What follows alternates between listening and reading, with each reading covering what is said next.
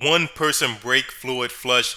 That is what I'm going to show you today. Easy and simple. I'm working on my 2003 Toyota Tacoma. Full tool list is displayed on the screen as usual, as well as a complete sequence of the brake fluid flush. If you appreciate all the important information being shown right in front of you, please like, share, comment, subscribe. Let's get this install started.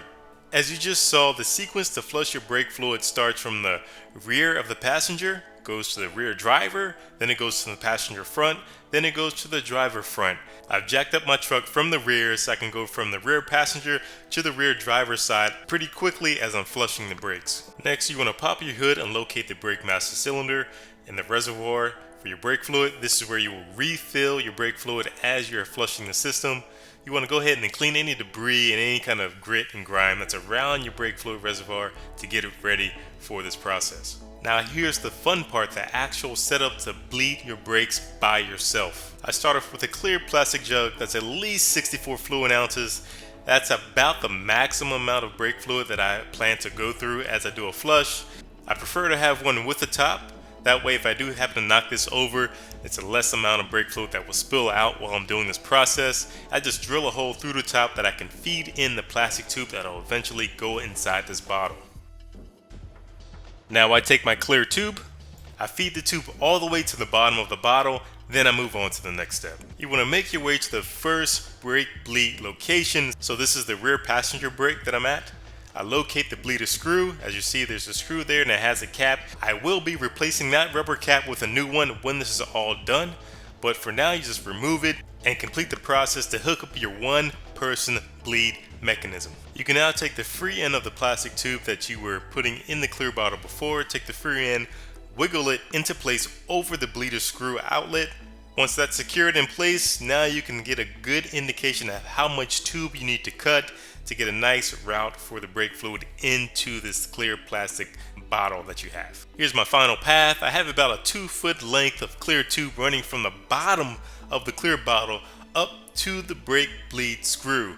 This gives me a little bit of maneuverability of the bottle, as well as not being too long where it's a nuisance. With the one-man brake bleed mechanism set up, now my next move is to fill up the bottom of the clear bottle with about an inch or two of new .3 brake fluid. By adding in an inch or two of new brake fluid to submerge the clear tube into, you don't have to worry about any back suction while you're bleeding your brakes and sucking in new air as you go through the stop-start mechanism of bleeding your brakes by yourself. The next step, which is very important, and you will repeat this step multiple times. I repeat, you will repeat this step multiple times. You will need to top off the brake reservoir fluid. I fill this with new fluid pretty much up to the rim, a little bit below the rim, and this will get you your starting fluid level as you bleed your brakes. I'm all set up with the one-man show clear plastic bottle, about an inch or two of brake fluid. The clear tube is fully submerged into the brake fluid. I'm running the clear tube up into the vehicle's brake system at the bleeder screw location. The bleeder screw hasn't been loosened yet, but now I will proceed with loosening the bleeder screw. I use my 10mm flare nut wrench. You really want to use a flare nut wrench for this process. It will help you not to strip the outside of the bleeder screw, and it will allow you to feed on this wrench right over the clear tube, so that can be on your bleeder screw and you can feed on this wrench on and off as you need to. I feed the wrench over the tube onto the bleeder screw bolt. I turn to the left, lefty-loosey to loosen it, and I just turn it just enough to get the brake fluid to proceed out of the bleeder screw. I don't want to take this thing all the way off. I just want it just loose enough to start the bleeding process and start that fluid flowing through the bleeder screw. A few tips here. You may need to hit this bolt with some PB Blaster. Usually these bleeder screws could have a little corrosion on there, a little stiff. And also if it's really tight, it's okay to actually hit this with a regular socket and socket wrench to give you some more leverage. I pop it just to get it right past that initial stage where it gets past the stiffness, and here's a click, it's popped. I take the wrench off. I put the bleeder tube back on, the clear tube back on. I take the wrench, put that back on, and I finish the job of loosening the bleeder screw to actually open it completely. With the fluid flowing, I make sure that the reservoir is still topped off. I go inside the car, I locate the brake pedal, and I start the bleeding procedure. Now I like to do 3 pumps and hold the final pump for about 5 seconds.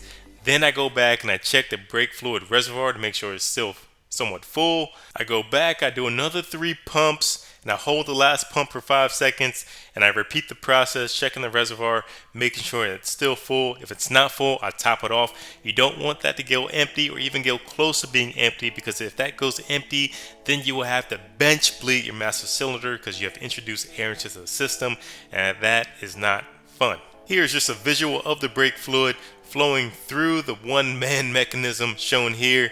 As you see, the dirty stuff is going out. It's being flowed out into the bottle. There is no air in the system. That's the very start of the brake fluid process. It's making its way down into the bottle, and I'm getting all the old fluid out. I'll continue the pump process. Again, pump 3 to 5 times. At the last pump, wait 5 seconds, check your brake fluid reservoir, make sure that it's still topped off.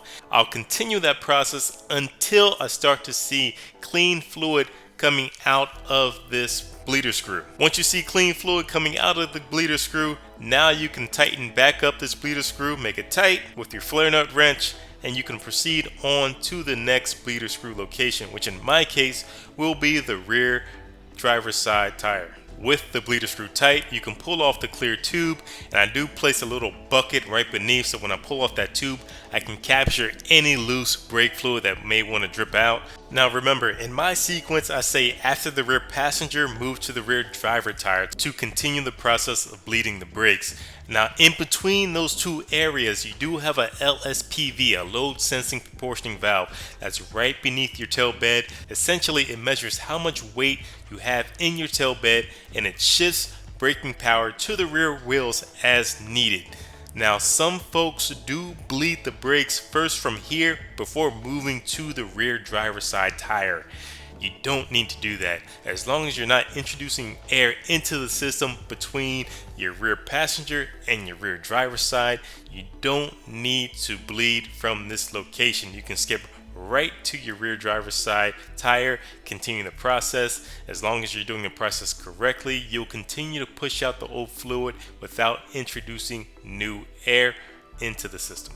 Besides that small caveat, as I said before, you want to just repeat the same bleeding process that you performed at the first bleeding location. Repeat that at the next 4 locations. Again, the sequence is rear passenger, rear driver, passenger front, driver front, and you do the bleeding process, and then you are done. You are all complete.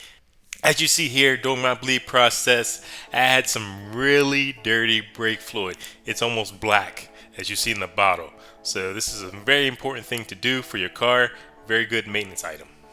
Lastly, when you're done, you can install the new rubber caps to your bleeder screws. They slide right on and go over the outside edge of the bleeder screw. We're at the end of the video. I hope you enjoyed this process. I hope this showed you how to complete this brake bleed process by yourself for the cheap. If you have any tips, please comment down below. I love tips. Let me know how to make this easier for when I do this in the future, because I will do this in the future. I know it. Also, if you have any questions, please ask down below. I'll be able to answer, or maybe somebody from the community will be able to answer your question. And as always, thank you for watching. Every view, every comment, every share, every like is much appreciated. I'll catch you on the next video. Engineer Mojo, I'm out.